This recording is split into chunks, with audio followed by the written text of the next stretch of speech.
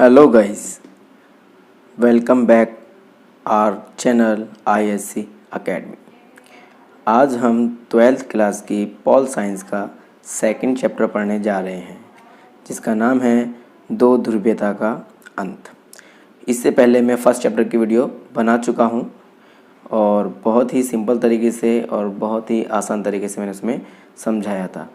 अगर आप उसे देखना चाहते हैं तो पहले वो वीडियो देख सकते हैं। तो शुरू करते हैं आज की वीडियो। तो दो ध्रुवीयता का अर्थ क्या है? दो ध्रुवीयता का अर्थ क्या है? तो विश्व का दो गुटों में बट जाना, विश्व का दो गुटों में बट जाना दो ध्रुवीयता कहलाता है। और यह नाम एक अंग्रेजी इतिहासकार टायनबी ने दिया था। जैसा कि मैं पहले चैप्टर में बता चुका हूँ कि विश्व दो ध्रुवों में मतलब अमेरिका और सोवियत संघ में बढ़ चुका था। यानी अगर दो ध्रुवों की बात करें तो वो क्या है? वो है अमेरिका यानी USA और सोवियत संघ यानी USSR। जैसा कि पहले चैप्टर में बताया था कि सेकेंड वर्ल्ड वार के बाद कई वर्षों तक ये दोनों महाशक्तियां ही पूरे विश्व पर अपना दबदबा बना रही थी और सब की सब अंतर्राष्ट्रीय राजनीति का केंद्र बिंदु भी यही थी। ठीक है, और शक्ति संरचना का यह रूप ही द्विध्रुवीयता या द्विकेंद्रीय विश्व या द्वि व्यवस्था के नाम से प्रसिद्ध हुआ। ठीक है, कि पूरे विश्व में इन दोनों का ही दबदबा होना। ठीक है, यही दो महाशक्तियाँ थी, इनके अलावा कोई नहीं थी। ठीक है, यही था दो ध्रुव या दो ध्रुवीयता। ठीक है, बर्लिन की दीवार, बर्लिन की दीवार शीत युद्ध का सबसे बड़ा प्रतीक थी। फर्स्ट चैप्टर में हमने शीत युद्ध के बारे में पढ़ा था कि इन्हीं दोनों महाशक्तियों के बीच में बिना हथियारों के लड़े जाने वाला जो युद्ध था वो था शीत युद्ध। तो बर्लिन की दीवार शीत युद्ध का सबसे बड़ा प्रतीक थी, जो कि जर्मनी के शहर बर्लिन को दो भागों में बांट दिया गया था। ठीक है, यानी जर्मनी के दो टुकड़े कर दिए थे, एक पूर्वी जर्मनी और एक पश्चिमी जर्मनी। ठीक है, तो बर्लिन की दीवार खड़ी की गई थी 1961 में और बाद में ये बर्लिन की दीवार को गिरा दिया गया था। ठीक, 1989 में यानी 1989। अगर डेट की बात करें तो 9 नवंबर। बर्लिन की दीवार गिरना और जर्मनी का एकीकरण, यानी जर्मनी को अभी दो भागों में बांट दिया था पूर्वी पश्चिमी, उन दोनों को फिर मिलाकर एक कर दिया गया 1990 में।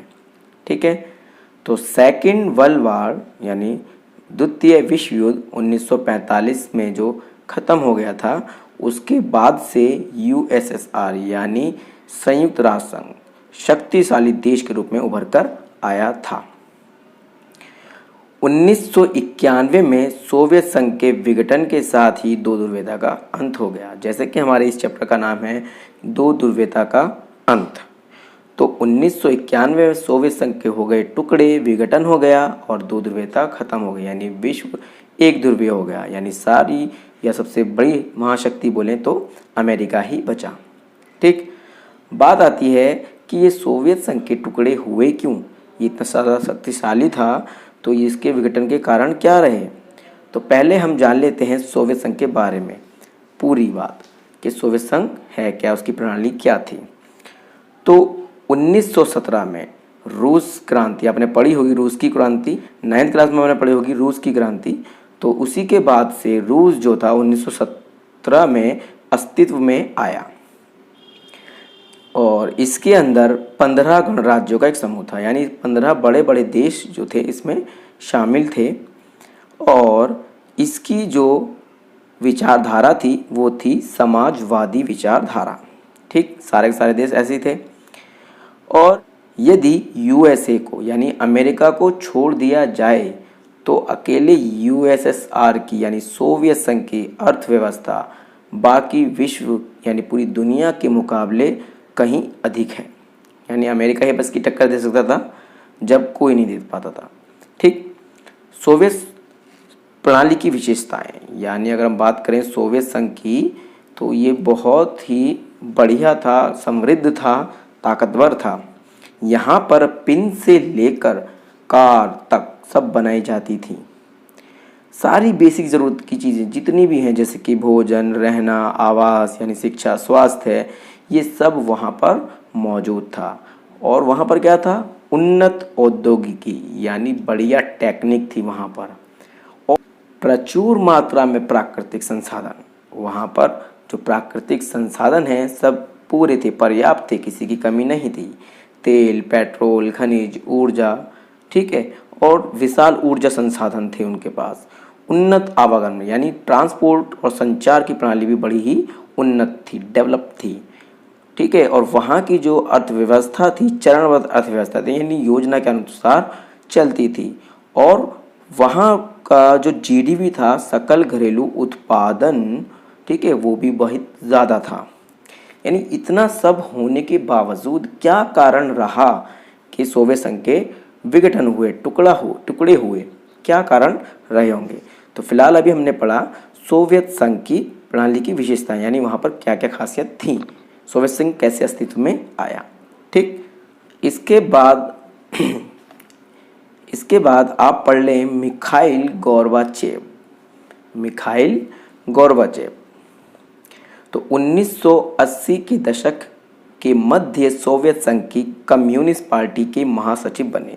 यानी 1980 के दशक में जो सोवियत संघ में कम्युनिस्ट पार्टी बनी, उसके महासचिव थे, यानी उसके हेड थे ये मिखाइल गोर्बाचेव। सोवियत संघ में सुधार लाने का निर्णय लिया, यानी इन्होंने कहा सोवियत संघ की प्रणाली को हम और बढ़िया करेंगे, ये निर्णय उन्होंने लिया। ठीक है। अब भैया गोर्बाचेव ने देश के भीतर आर्थिक राजनीतिक सुधारों तथा लोकतंत्रीकरण की नीति चलाई। यानी उन्होंने और सुधार करने के लिए क्या करा? देश के अंदर ही आर्थिक राजनीतिक सुधारों की और लोकतंत्रीकरण की नीतियां चलाई। अब इनकी जो नीतियां हैं वो दो नीतियां थीं। दो नीतियां, एक थी पुनर्संरचना और एक खुलेपन। यानी अगर इनको रूसी भाषा में बोलें तो एक का नाम है पेरेस्ट्रोइका और एक का है ग्लासनोस्त्र। ठीक।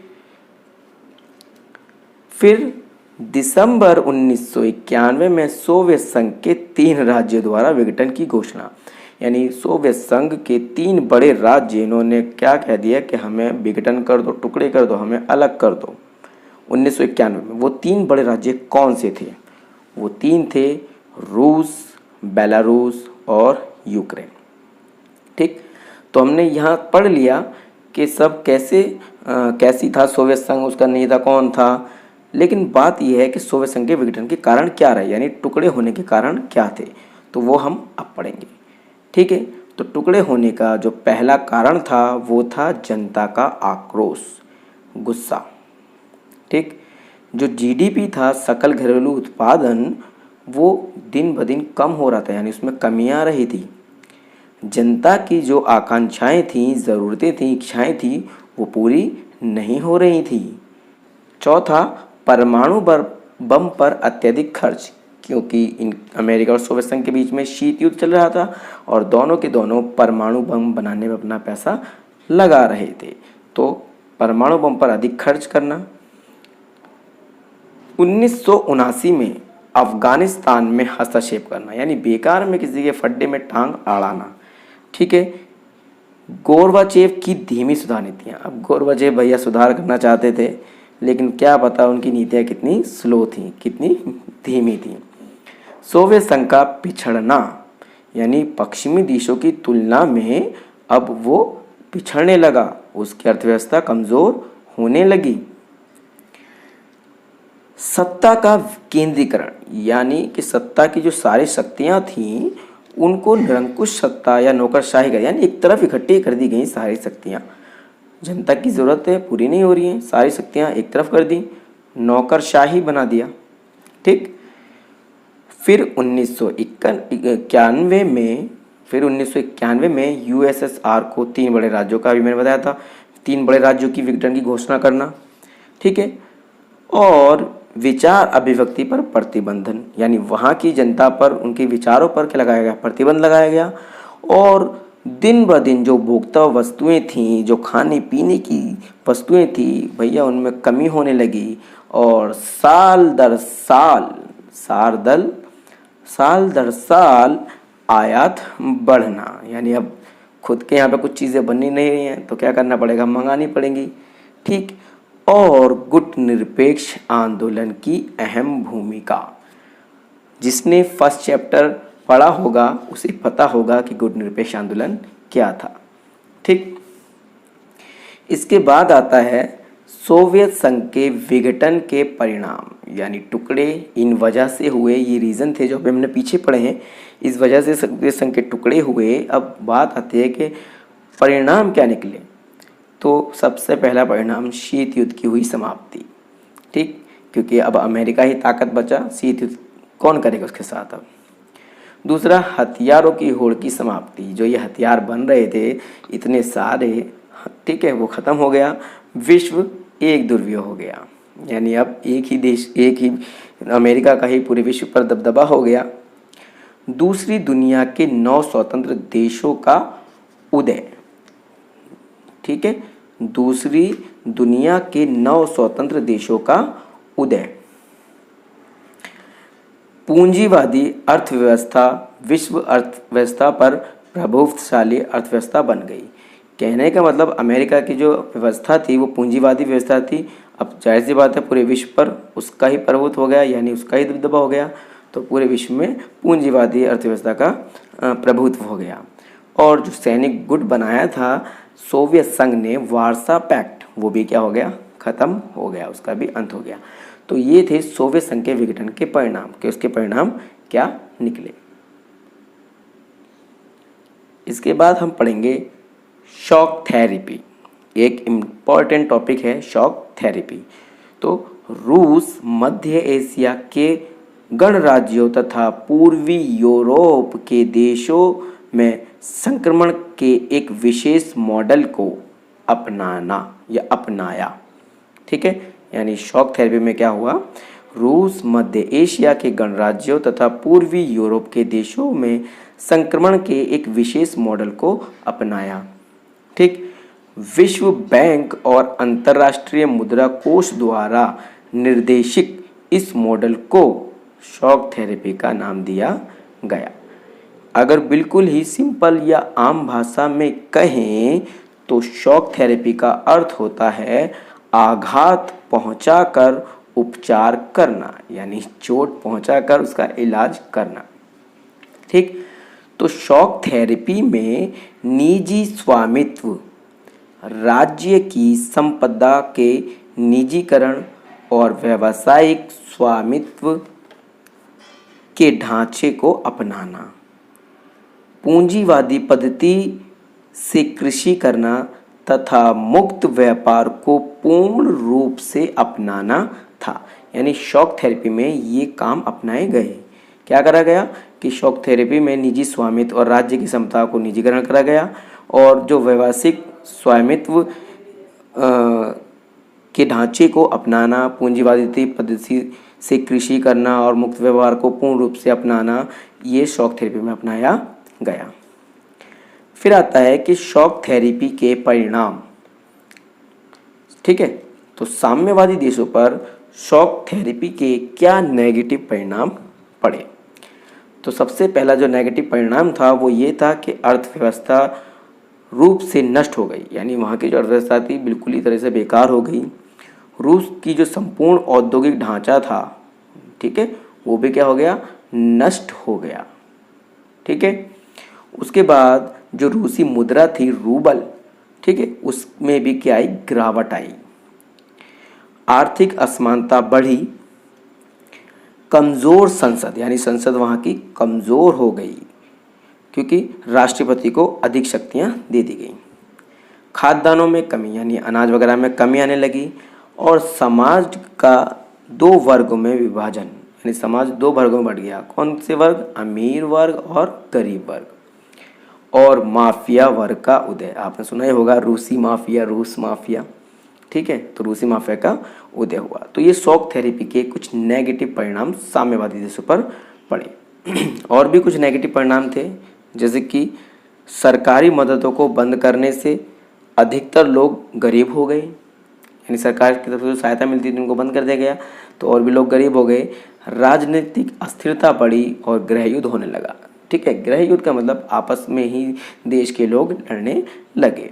और 90% उद्योगों को निजी हाथों में एवं कंपनियों को बेच दिया गया, और इसे ही कहते हैं इतिहास की सबसे बड़ी गैराज सेल, ठीक है। ये क्वेश्चन पूछा जाता है नॉर्मली 1 नंबर में कि गैराज सेल से क्या अभिप्राय है। तो 90% उद्योगों को निजी हाथों को और कंपनियों को बेचना, ठीक है, इतिहास की इसे ही कहते हैं सबसे बड़ी गैराज सेल, ठीक है। अब बात यहाँ पर आती है कि मिखाइल गोर्बाचेव सोवियत संघ में सुधार के लिए बाध्य क्यों हुए, यानी वो क्यों चाहते थे कि भाई सोवियत संघ में सुधार किया जाए। तो मिखाइल गोर्बाचेव क्यों चाहते थे कि सोवियत संघ में सुधार किया जाए या क्यों वो बाध्य थे। तो पहला रीज़न था, उसका पहला कारण था गिरती अर्थव्यवस्था, क्योंकि सोवियत संघ की अर्थव्यवस्था दिन ब दिन गिर रही थी। प्रशासन में भ्रष्टाचार, यानी जो वहाँ का प्रशासन था वहाँ पर भ्रष्टाचार बढ़ रहा था। और पश्चिमी देशों की सूचना व प्रौद्योगिकी की प्रगति। तो पश्चिमी देश यानी अगर यूएसए की बात करें तो वो दिन ब दिन हमसे सूचना में और प्रौद्योगिकी में बढ़ रहा था, आगे बढ़ रहा था, ठीक है। तो गोर्बाचेव के विचार जो वो रखना चाहते थे, इस वजह से वो बाध्य थे कि भैया सोवियत संघ में सुधार होने चाहिए। लेकिन क्या करें, बेचारे विघटन होने से तो रोक नहीं पाए, धीमी नहीं दिया थी उनकी। फिर अगला टॉपिक आता है संघर्ष व तनाव के क्षेत्र। तो पूर्वी सोवियत संघ के अधिकांश गणराज्य संघर्ष की आशंका वाले क्षेत्र हैं, ठीक है। इन देशों में बाहरी ताकतों की दखलंदाजी भी बढ़ी, यानी अब जब तुम्हारे अंदर भैया संघर्ष होंगे तो दूसरी बाहर की शक्तियां तो फ़ायदा उठाएंगी ही, ठीक। तो रूस के 2 गणराज्य चेचन्या और दागिस्तान में हिंसक अलगाववादी आंदोलन चले, यानी रूस के इन 2 गणराज्यों में अलग होने के लिए हिंसक यानी हिंसा वाले, लड़ाई वाले, झगड़े वाले, अलगाववादी के अलग होने के लिए आंदोलन चले। तो उसके बाद चेकोस्लाविया 2 भाग, यानी चेकोस्लाविया को 2 भागों में बांट दिया, चेक तथा स्लोवाकिया में बांट दिया गया। फिर आता है बाल्कन क्षेत्र। तो बाल्कन गणराज्य यूगोस्लाविया गृह युद्ध के कारण कई प्रांतों में बढ़ गया, यानी इस जगह पर बहुत से गृह युद्ध चलने लगे, आपस में लोग लड़ने लगे, तो जिसके कारण इसको छोटे मोटे कई प्रांतों में बांट दिया गया, ठीक है। जिनमें शामिल हैं बिसेनिया, हर्जेगोविना, स्लोवेनिया तथा क्रोएशिया, ठीक है। नहीं, इन्होंने क्या करा, सब ने अपने आप को स्वतंत्र घोषित कर लिया कि भाई हम आज़ाद हैं, हम तुम्हारे साथ नहीं है, सोवियत संघ के साथ नहीं है। इसके बाद आता है एक बाल्टिन क्षेत्र। तो बाल्टिन क्षेत्र के लिथुआनी ने मार्च 1991 में अपने आप को स्वतंत्र घोषित किया। एस्टोनिया, लताविया और लिथुआनिया 1991 में संयुक्त राष्ट्र संघ के सदस्य बने और 2004 में नाटो में शामिल हुए। तो नाटो अमेरिका का संघ था, ठीक है, अमेरिका का एक समूह था, ग्रुप था जो अमेरिका ने बनाया था, तो उसमें शामिल हो गए, ठीक है। मध्य एशिया के ताजिकिस्तान में वर्षों यानी 2001 तक गृह युद्ध की स्थिति थी। मध्य एशिया गणराज्यों में पेट्रोल के विशाल भंडार हैं, ठीक है। इसी कारण से यह क्षेत्र बाहरी ताकतों और तेल कंपनियों के प्रतिस्पर्धा, कंपटीशन का अखाड़ा भी बन गया, ठीक। अब आता है जो पूर्व साम्यवादी देश और भारत, ठीक है।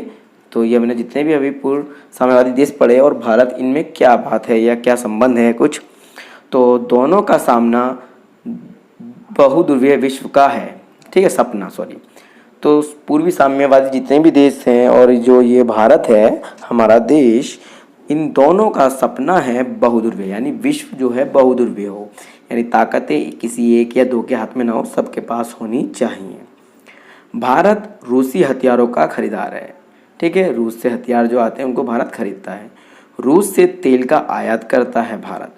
2001 में भारत और रूस द्वारा 80 द्विपक्षीय समझौतों पर हस्ताक्षर हुए, यानी इन दोनों ने मिलकर 80 समझौतों पर हस्ताक्षर किए। और परमाणु योजना तथा अंतरिक्ष योजना में रूसी मदद, यानी भारत ने परमाणु बनाने में और अंतरिक्ष योजना में रूस से मदद ली। और 1954 से लेकर 1991 भारत के संबंध सोवियत संघ से मधुर रहे। ठीक, तो ये एक तरह से सोवियत संघ भारत का दोस्त बन गया। हालांकि पहले चैप्टर में ऐसा नहीं था, उसने मना कर दिया था कि भैया हम तुम्हारे साथ नहीं हैं, लेकिन उसने सिर्फ युद्धों के लिए मना करा था, सहायता लेने के लिए मना नहीं करा था।